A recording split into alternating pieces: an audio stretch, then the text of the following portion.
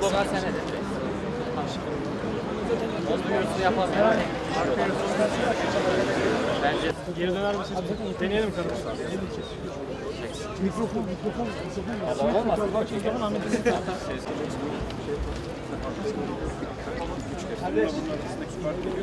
Şöyle İmam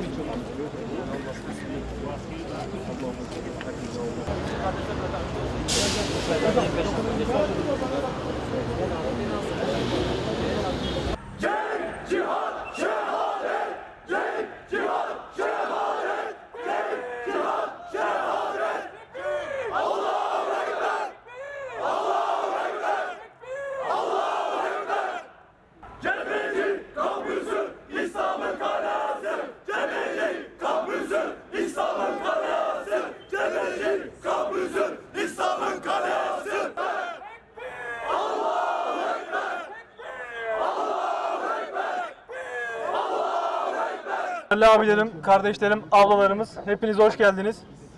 Bugün burada İslam'ın izzetini ayaklar altına almaya çalışan bazı insanların yapmış olduğu bu eyleme karşı bir tepki olarak burada toplandık. Allah'ın izniyle buranın İslam'ın kalesi olduğunu hep birlikte haykıracağız. Tekbir! Allahu Ekber! Tekbir! Allahu Ekber! Tekbir! Allahu Ekber! İnek Bayramı adı altında yapılan etkinliklerde yaşanan rezalete dair açıklamamız. Üzerinde yaşadığımız Anadolu coğrafyası tarih boyunca birbirinden farklı birçok medeniyeti bünyesinde barındırmıştır. 1071 yılında Malazgirt Harbi ile Anadolu'nun kapıları Müslümanlara açılmış ve Anadolu coğrafyasında İslam medeniyetinin sadasının işitileceği dönem başlamıştır.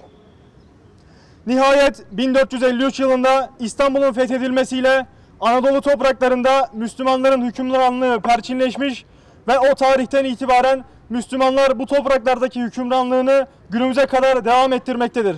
Ve kıyamete kadar da Allah Teala'nın izniyle devam edecektir. Hakikat bu olmakla beraber özünden ve fıtratından uzaklaşmış bazı kesimler Müslümanların bu topraklardaki mevcudiyetini yıllardan beri içine sindirememekte ve İslam'la ve İslam'ın değerleriyle alay etmeyi kendilerine vazife tayin etmiş bulunmaktadır. Söz konusu bu güruh her fırsatta gizli veya açık İslam düşmanlığı yapmakta ve İslamiyet'in şiar kabul ettiği bazı esas ve kıymetleri kendilerine mizah malzemesi edinmektedir. Nitekim bunun bir örneği uzun yıllardan beri Ankara Siyasal Bilgiler Fakültesi'nde gerçekleştirilen İnek Bayramı etkinliklerinde görülmektedir. Bu etkinliklerde cübbe ve sarık giydirilen bir kişi sahneye çıkmakta ve inek duası adı altında alayvari bir konuşma yapmaktadır. İslamiyet'in şiarından ve temel esaslarından olan cübbe, sarık ve imamlıkla açıkça istihza edilmekte. Toplumun büyük bir kesiminin inanç değerleri tahkir edilmektedir. 2017 yılında geçmişte yapılan etkinliklerin görüntüleri sosyal medyada yayılmış ve birçok kişinin tepkisini çekmişti. Yoğun tepkiler üzerine etkinliklerde bu rezaletin yapılması yasaklanmış, o yılki etkinliklerde imam figürü yer almamıştı. Bu yıl 12 Mayıs 2022 tarihinde gerçekleştirilen etkinlikte ise bütün bu tepkilere rağmen yine imam kıyafetiyle sahneye çıkılmış ve aynı rezalet yine yaşanmıştır. Etkinlik esnasında tepki gösteren bazı arkadaşlarımızsa salondan çıkarılmıştır. Cenk, cihat, şehadet! Cenk, cihat, şehadet! Bizler Ankara Üniversitesi Cebeci Kampüsü'ndeki Müslüman gençler olarak değerlerimize yapılan bu saldırıyı asla kabul etmediğimizi ve kınadığımızı bildiriyor, tepkimizi ifade etmek adına burada toplanmış bulunuyoruz. Bu utanç verici hadisenin bir daha yaşanmaması adına yetkilileri göreve davet ediyoruz.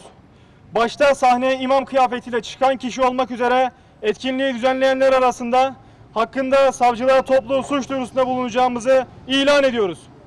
Peygamber Efendimiz sallallahu aleyhi ve sellemin şu hadisi şerifiyle hatırlatarak herkesi bu konuda hassasiyet göstererek suç duyurusunda bulunmaya çağırıyoruz.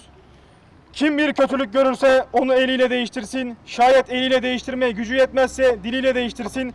diliyle değiştirmeye de gücü yetmezse kalbiyle düzeltme cihetine gitsin ki bu imanın en zayıf derecesidir. Cebeci Kampüsü İslam'ın kalası. Cebeci Kampüsü İslam'ın kalası. Etkinliğimiz burada sonlanacak ama eklemek istediğimiz bazı hususlar var. Cebeci kampüsümüzde hala bir camimiz yok. Biz de bu topluluğu yakalamışken bu hususiyeti burada belirtmek istedik. Cebeci kampüsümüze bir cami istiyoruz. Buradan basın mensupları da inşallah tüm Türkiye'ye duyurmasını talep ediyoruz. Ezan-ı Muhammedi Cebeci kampüsünde de tüm sesiyle haykıracağına inanıyoruz. Buradan yetkililere de sesleniyoruz. Cebeci kampüsü ezan sadasıyla inleyecek inşallah. Allahu Ekber. Başta Cumhurbaşkanımız olmak üzere Yükseköğretim Kurumu'ndan bu talebimizi yerine getirmesini de talep ediyoruz ayrıca. Onun haricinde etkinliğimiz burada sona erdi. Ancak adliyeye gidip bireysel olarak suç duyurusunda bulunacağız. Allahu Ekber.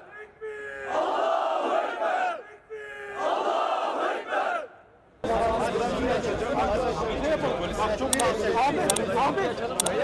Ahmet.